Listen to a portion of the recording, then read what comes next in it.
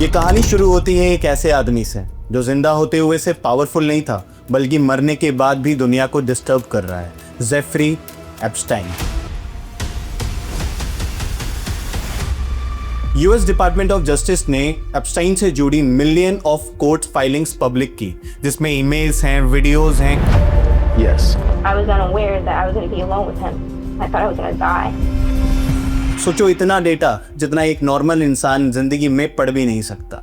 इसीलिए एप्स्टाइन का केस एक केस नहीं बल्कि एक फिनोमिनन बन गया। It will contain the names of people associated with Jeffrey Epstein. Prince Andrew and the former president Bill Clinton have been named. More are expected to come out. पर फिर एक और सच सामने आया, under as girls, sex trafficking, exploitation, abuse. इसीलिए एप्स्टाइन का नाम सुनते ही लोग अलर्ट हो जाते। 3 मिलियन डॉक्यूमेंट फाइल में कुछ और नाम भी सामने आए हैं, जैसे कि पावरफुल कनेक्शंस, प्रेसिडेंट, बिलियनियर और साइंटिस्ट भी। Donald Trump, Stephen Hawkings, Bill Gates, Bill Clinton जैसे बड़े नाम हमारे सामने आ रहे हैं। नाम आना गलत नहीं है, पर इतनी पावर एक ही जगह, सवाल बहुत सारे होते थे। अब आता है कहानी में असली ट्विस्ट, वो ईमेल 2016 का जिसमें एप्स्टाइन ने लिखा है, spoken to some of the founders of bitcoin.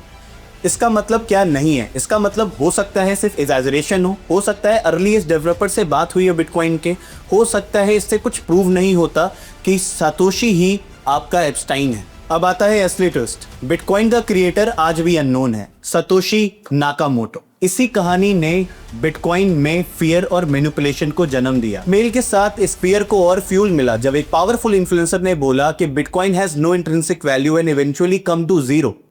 I know the guy. And when that comes out, you heard it here first. Bitcoin is going to zero. Zero. When it comes out, zero. ये सिर्फ एक opinion है, कोई market fact नहीं, और market facts पे नहीं, belief पे रिएक्ट करता है। पर जब child trafficking, dark ritual rumours और फाइनेंशियल नैरेटिव्स एक फ्रेम में आ जाते हैं तो ट्रस्ट क्रैक हो जाता है। शायद इसीलिए हमें बिटकॉइन में एक प्रॉफिट बुकिंग दिखी। ये एक रीजन हो सकता है, द रीजन नहीं। क्वेश्चन ये नहीं है कि एप्स्टाइन का बिटकॉइन से रियल रिलेशन था या नहीं।